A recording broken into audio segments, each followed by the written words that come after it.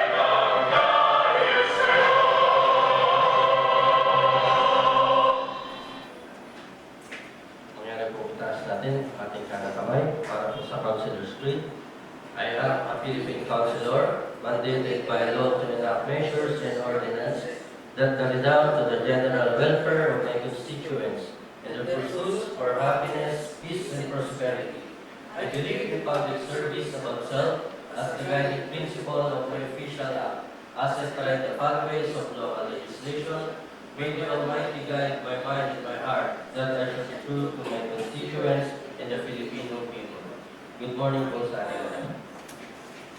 Muli po ang ating masayang pagbati sa ating birthday celebrant, kagalang-galang Konsehal Leo San Benedicto.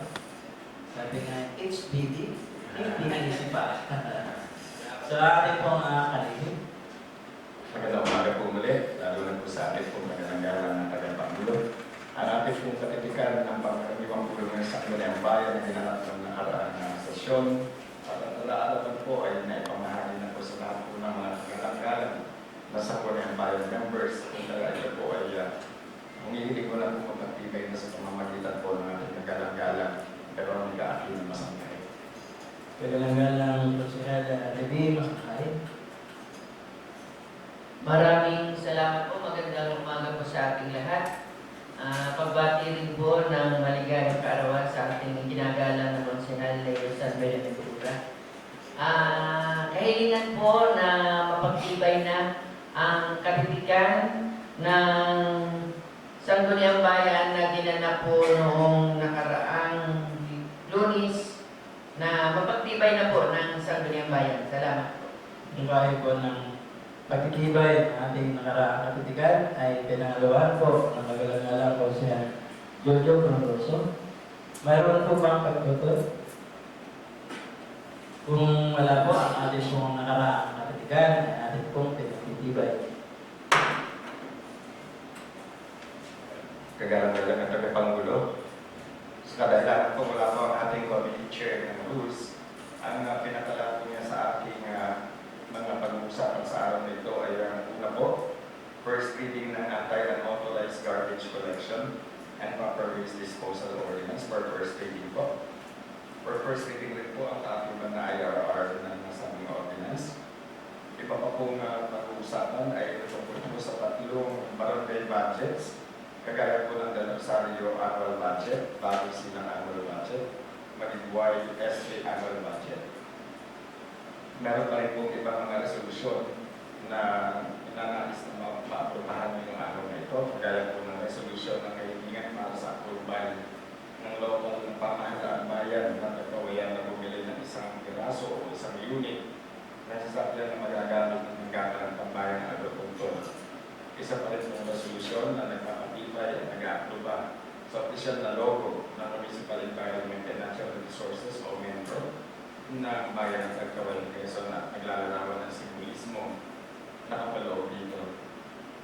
Updating din po, ipapaliwanag ko lang po yung ordinance authorizing the proposed borrowing of the Municipality of Tagkawayan Quezon in the amount of 28,270,000 pesos to fund the procurement of 4 units of Giga dump trucks and 1 unit garbage compactor. Lahat po ay brand new. Ito po ay desisyon na po na sa atin ng palalawigan na invalid. Ngunit po sa pagkakagnayan po ng MABC at ng palihim ng Sangguniang Bayan, nalialis po dahil ito lang po pala ay pro forma po. Template po yung inanuhan natin para ma-aprobahan po na yung ating naman pong PBO, yung Provincial Budget Officer, ay ang ginamit naman po nila yung kanilang guidelines.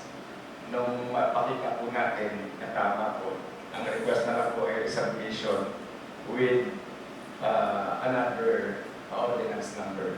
So, ma-aprobahan po ito, ilalagay po natin sa bagong ordinance. At yung lumang pong ordinansa ay na-cancel na po yun. So, ulitin lang po yun. Yun po. Meron din pong endorsement po sa GAN.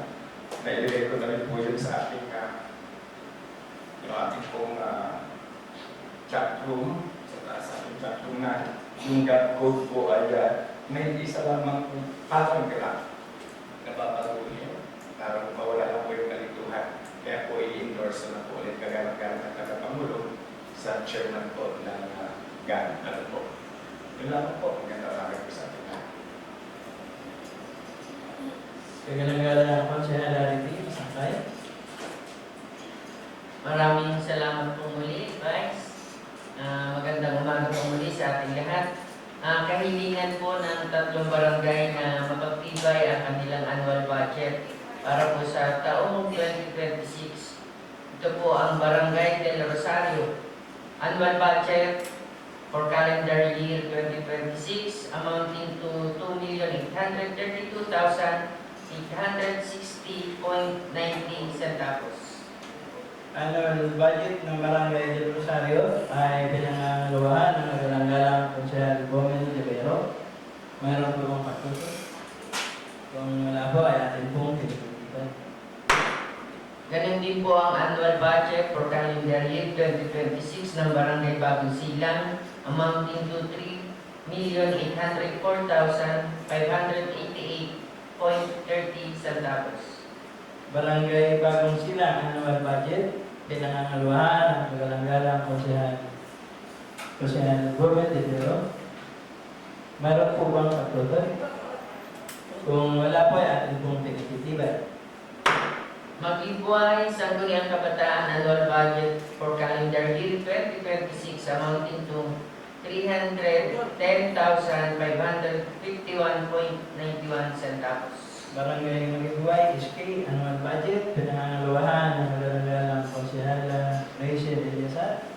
Meron po bang magtutuloy? Kung wala po, ay atin pong pinitibay. Kasi isa pa po yung for updating ordinance authorizing the proposed borrowing of the municipality of Tagkawayan, province of Quezon, in the amount of 28,270,000 pesos to fund the procurement of 4 units of dump trucks and 1 unit garbage compactor, all brand new. Updating ordinance para po sa nasabing 28,270,000 for unit dump truck and 1 unit of compactor. Pinangangalawan po ng ating kagalang-galang po siya Philip Gubal. Meron po bang pagtutol? Paglilinaw? Kung wala po, ay atin pong muling pinagtitibay ang updating ordinance. Kagalang-galang po siya Rachel Eliasat.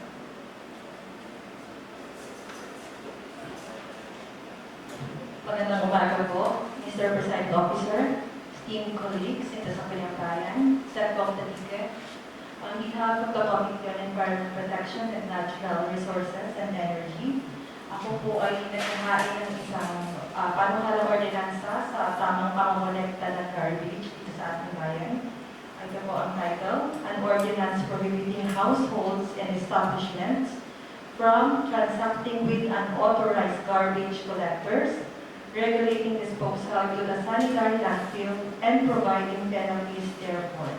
For first reading, I respectfully move for its approval. First reading, ang sabi ng ordinansa ay pinangangalawan po ng kagalang-galang Jose Philip Gubal. Makikisuyo na lang sa ating pong may akda na mabigyan na po ng kopya at po ng ating membro ng ating komitiba para po sa proper deliberation. Isa pa po, sinong tagapangulo? Ganun din po ang ordinansa para sa IRR o Implementing Rules and Regulations of the Proposed Ordinance of the Anti-Unauthorized Garbage Collection and Proper Waste Disposal. First reading ng Implementing Rules and Regulations ng sabi na ordinance. Please be noted na ating kalihim. Mali po ang ating po paghahanda ng lahat ng applicants para po sa lahat ng ating mga membro ng Sangguniang Bayan. Salamat po.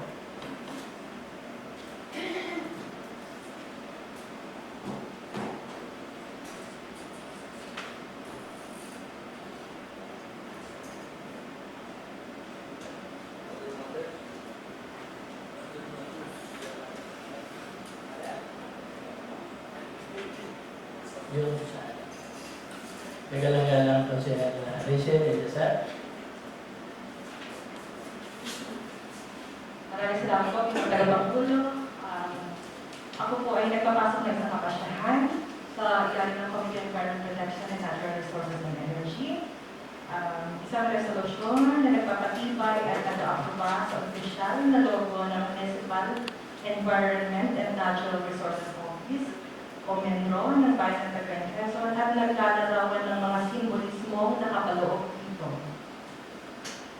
Mabaya po ang pag-aproba ng official logo ng Committee sa Environment ay pinangangalawahan po ng kagalang-galang po siya Bibi Masangkay, kagalang-galang po siya Julio Protoso. Mayroon po bang pagtutuloy? Kung wala po, ay natin pong pinagtitibay. Salamat po. Isa pa po bilang tagapangulo. Sa ngalan po ng kapalang komitiba, ako po ay nag-ban isang resolusyon ng pag-suporta sa pagtatatag ng Minahang Bayan sa ating bayan. Ito po ang title, A Resolution Expressing Support to the Establishment of the Minahang Bayan in Sitio Labac, Barangay Mapulot, Municipality of Tagkawayan, Province of Quezon, for the benefit of legitimized operations of small-scale miners consistent with existing laws, ordinances, and environmental regulations. Yung bahay po ng pagsuporta sa nasabing small scale Minahang Bayan sa Barangay Mapulot, Sitio Laba ay pinangangaluhan po ng kagalang-galang Konsehal Gomez Rivero. Mayroon po bang paglilinaw, pagtutol? Kung wala po ay atin po itong pinagtitiban. Maraming salamat po. Mr. Chair, for inquiry lang po, para po sa documentation, ito po ba yung certificate of no objection? Sir, Yes. resolution ng- Salamat po. Salamat.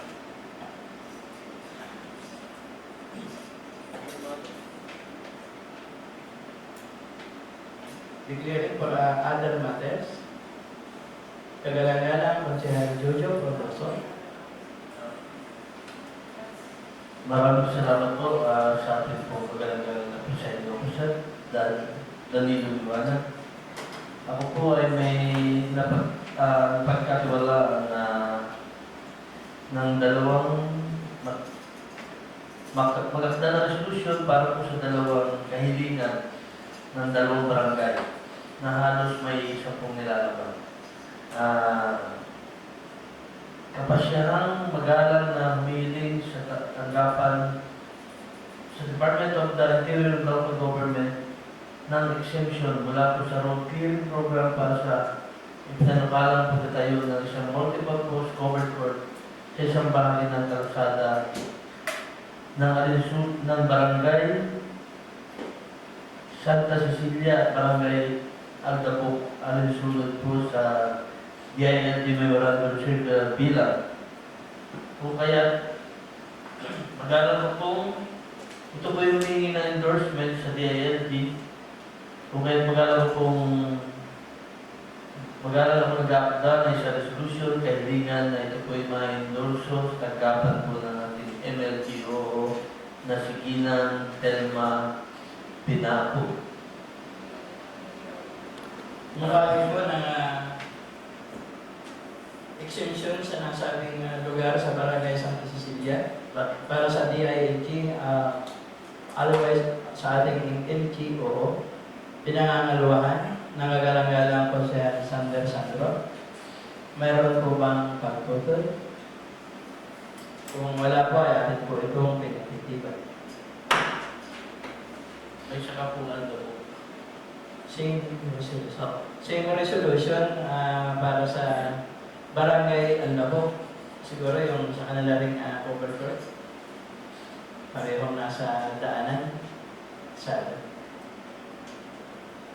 lispin natin sa ating mga kasamahan mga nagalang-galang na membro ng Sangguniang Bayan. Ang resolution po ay patungkol sa dalawang barangay, Barangay Santa Cecilia, at the same time ay sa Barangay Alnabo.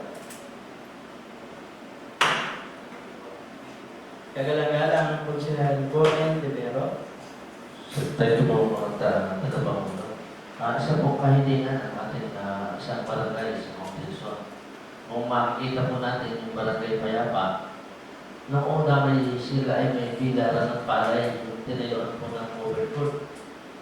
Sa ngayon po, ang kahilingan nila, mapaglaanan ng ating bayan o ng DA, sa panguna ng ating ng ating mayor Gabriel na malaanan ng bigyan ng panibagong bilaran ng palay. Kasi sa kasalukuyan, kung mapapansin po natin, wala na po silang pagbilidan ng palay. Tagapangulo, wala pong trap ako ng kahilingan. Ito po ay paabot lang po through cellphone. Salamat po. Maraming po salamat, Mr. Chair. Mungkahi po na Barangay Payapa para sa solar dryer ay pinangangaluhan po ng kagalang-galang po siya Jojo Protoso. Meron po pang pagtutol. Kung wala po ay atin po itong pinagtitiban. Kasama ang tagupiling, huwag nang lalagyan ng cover ko. Nauubusan na dila. Napatawa si Sik.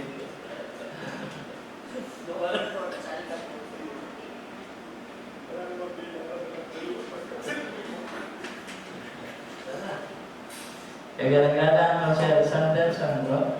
Maraming po salamat na kagalagaan ng tagapangulo, Vice Mayor Danny Liwanag. Magandang tanghali po. Ito po ay follow-up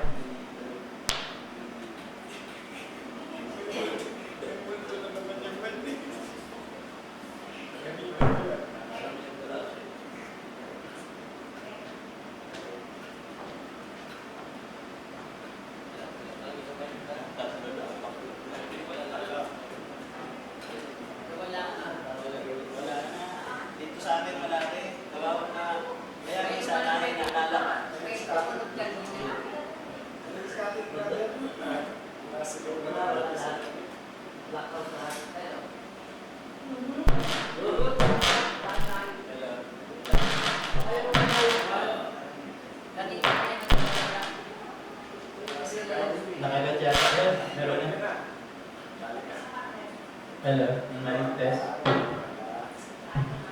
Kagalang-galang po si Alexander Sandro. Maraming pong salamat, kagalang-galang ng taga-Pangulo, Vice Mayor Danny Liwanag, at magandang ang hali na po sa lahat. Ito po ay follow-up po kay mga magtatanong buwan na ang aming pong kahilingan at resolution sa kasentuan at cable providers para po sa kanilang pagtugon. Ang kasentuan po ay nakatanggap ang inulikod ng kanilang tugon sa aming pong panawagan. Subalit ang mga cable providers po ng bayan ng Tagkawayan ay hinihiling ko po na maimbitahan na dito po sa Sangguniang Bayan upang malaman po kung ano ang kanilang tugon sa ating pong kahilingan patungkol sa mga wires na hindi na po maganda tingnan at delikado. Maraming po salamat kayong tagapangulo. Mungkahi po ng pag-iimbita sa mga cable providers sa ating bayan ay pinangangaluhan po ng kagalang-galang Konsehal Jojo Frondoso. Mayroon po bang pagtutod? Kung wala po, ay atin pong pinagtitibay.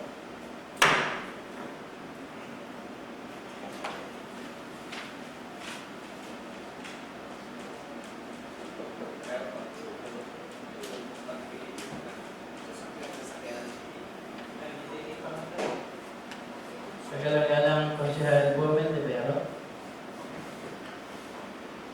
Thank you po, Mr. Chair. Isa pong kahilingan, resolution ng kahilingan para sa approval ng lokal na pamahalaan bayan ng Tagkawayan na pumili ng isang peraso unit na sasakyan na magagamit sa tanggamang pambayang agrikultor.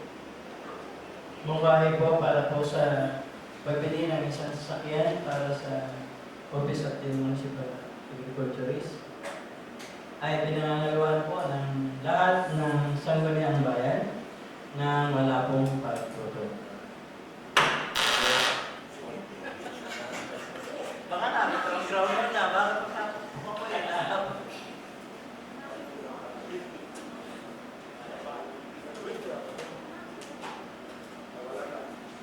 Kagalang-galang po siya na ready masangkay. Kung wala na pong pagbili na wala na po iba pang mga pag-uusapan o resolution po na hihingin na minumungkahi po na itindig na ang ating pagtutulong. Mungkahi po ay pinangangaluhan po ng kagalang-galang Konsehal Bobel de Vero. Mayroon po bang pagtuto? Kung wala po, tayo po ay nagtitindig na ating regular na pagpupulong ganap alas 11 ng taon.